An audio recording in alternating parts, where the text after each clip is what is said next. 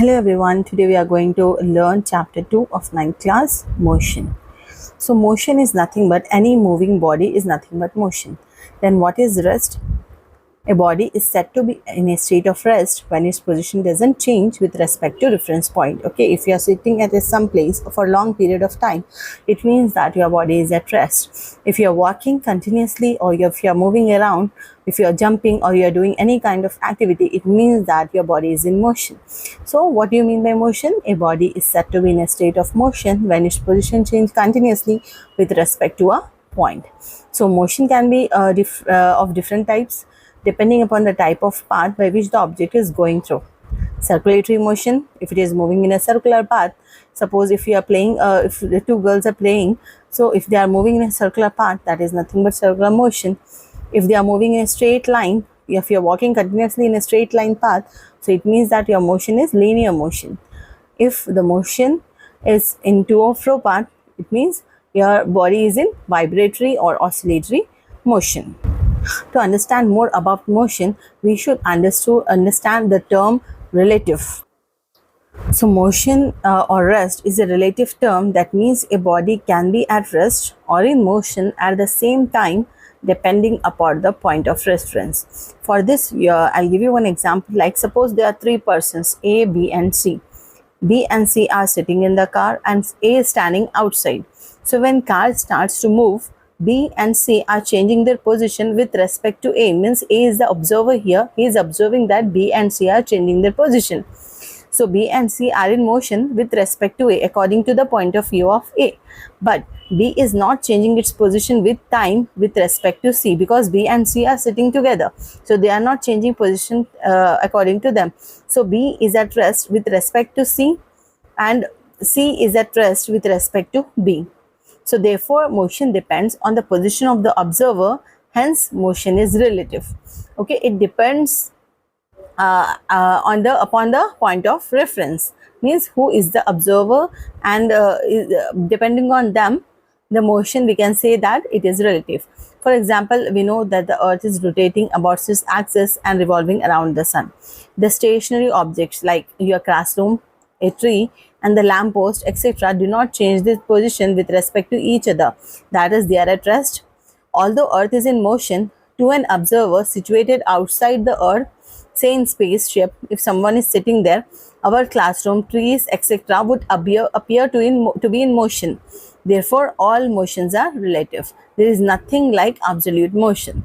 So, for example, any person who is in the space, they will think that they will see like Earth is revolving, but to the person who is sitting on the Earth, according to them, the sun is rotating. So, it means that the motion is relative. Okay, it depends upon the point of reference.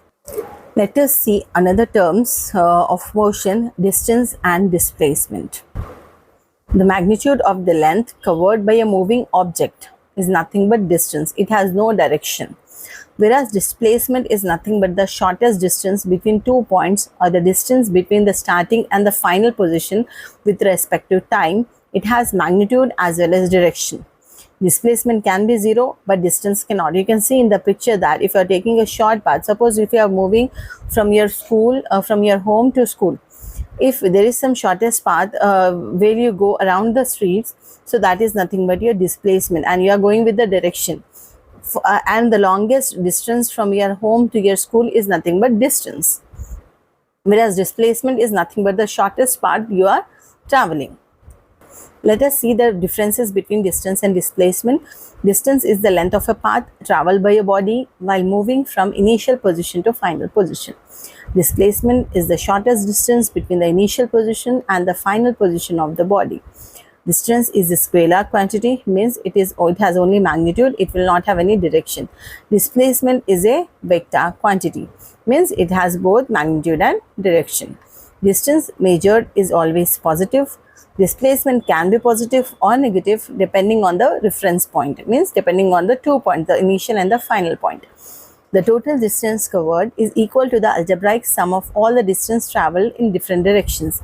The net displacement is the vector sum of the individual difference in different direction. It means that suppose if you moved from your home to school 5 kilometers and from your school to mosque it's 3 kilometers. Okay, from home to school is 5 and from school to mosque is 3. So now you're moving from mosque to home. So what will be the displacement?